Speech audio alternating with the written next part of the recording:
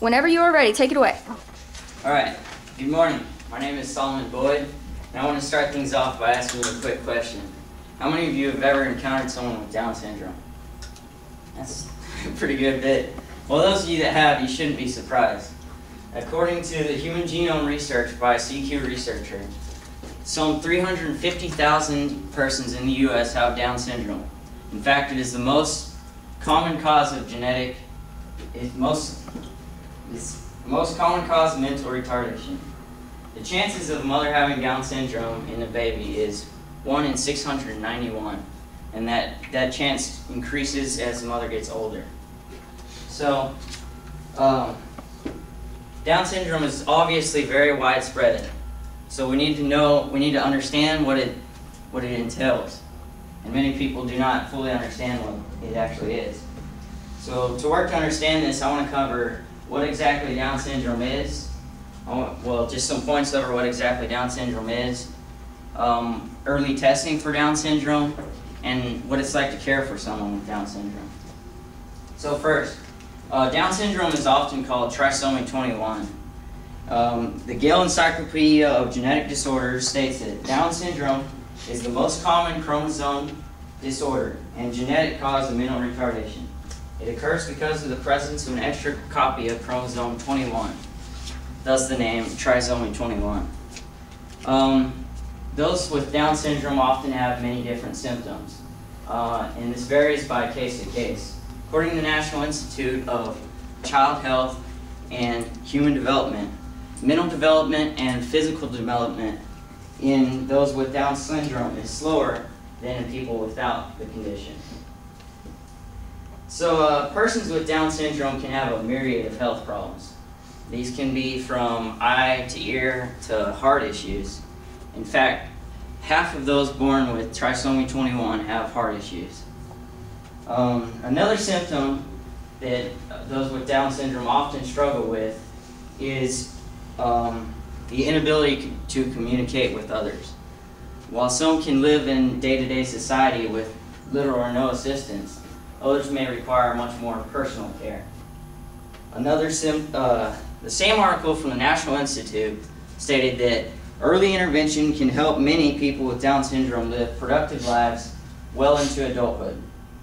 And another article entitled Birth Defects, Life Does Go On from Current Health 2 magazine stated that the life expectancy of a child with Down syndrome has increased as experts find ways to cope with the problems that accompany the disorder. Many of those with Down syndrome can actually grow into functioning adults and live independent to semi-independent lives. In fact, now that we've covered what Down syndrome is, I want to jump into early testing for Down syndrome. The early tests for Down syndrome improve each year. The older tests that were often used were somewhat dangerous, and they could often actually cause miscarriages. And the new tests improve daily.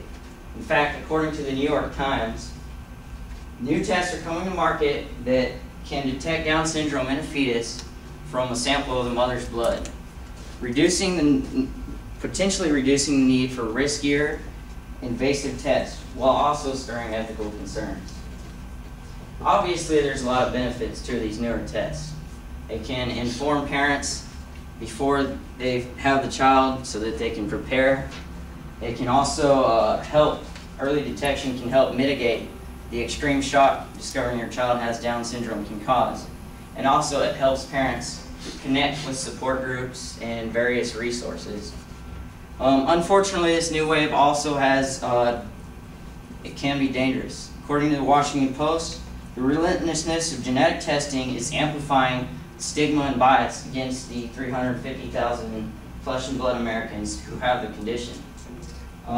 Because parents now have the choice, this can cause judgment for those who choose to have the child. According to the Gale database, when parents knowingly choose to have such a child, the message they often receive from larger society is that they chose wrongly. Imagine knowing that others believe your child should not exist.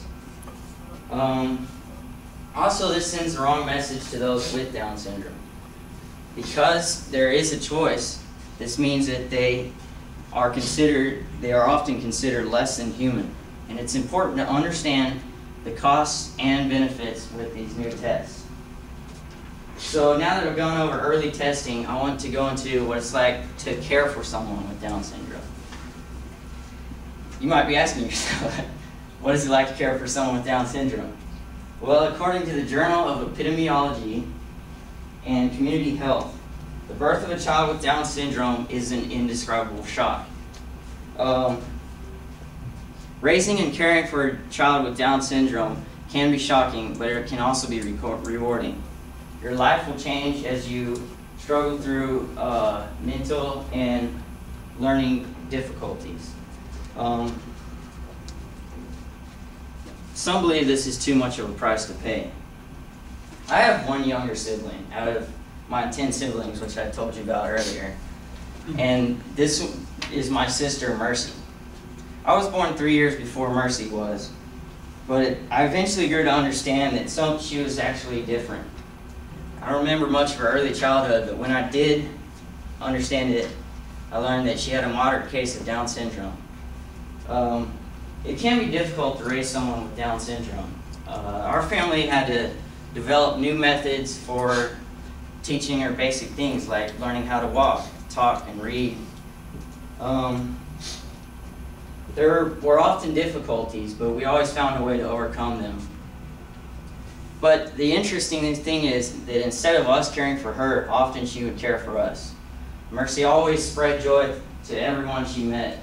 In fact, her unrelenting love to our entire family was well worth the cost of any care or time we may have invested in her.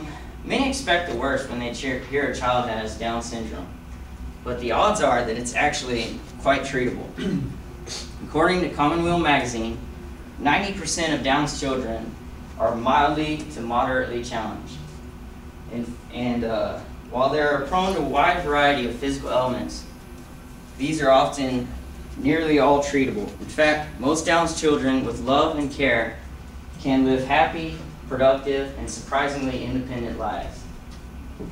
There's a lot of help out there for those who want to or need to learn more about Down syndrome. In fact, one possible source is the National Association for Down Syndrome. They can be reached at nads.org, and I encourage you to familiarize yourself more with Down syndrome even after today. Now that I've covered caring for someone with Down syndrome, I would like to summarize what I've covered. First, Down syndrome is widespread, and it's important to understand its details to avoid common misconceptions. Babies born with Down syndrome have an extra 21st chromosome, thus the name trisomy 21. The symptoms vary widely from case to case, but often they can grow into functioning adults.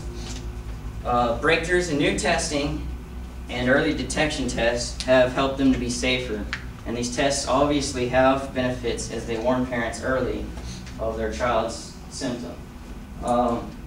Also, this can cause damage though, so it's important to understand both the risk and the benefits of this early testing. Finally, caring for someone with Down syndrome can be a shock and it will change your life, but it may not be in the way you expect. Someone with Down syndrome, like Mercy, can be a great gift, and with some assistance, him or her can live a happy life. In conclusion, I would like to leave you with a quote that I believe applies to this topic. Although the world is full of suffering, it is also full of overwhelming it. This was by Helen Keller. So I would be happy to take any questions you might have.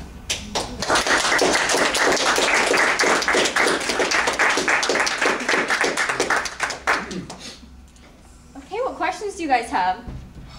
Did your mom know that Mercy was a Down syndrome baby before? Did she have all the testing, or did we? I don't think she did, because, I mean, that was a while ago. Yeah. I think she's 17 now, so that's not, Yeah. they were still pretty dangerous. Yeah. Anyways.